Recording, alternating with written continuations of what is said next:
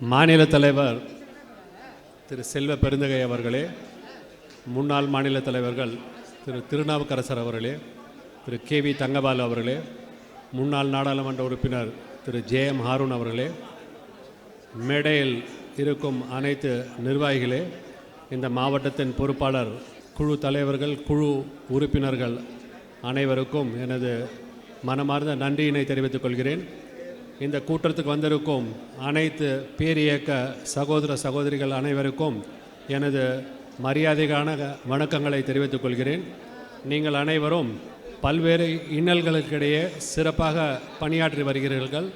கட்சியை சென்னையில் பலமாக வைத்திருக்கிறீர்கள்.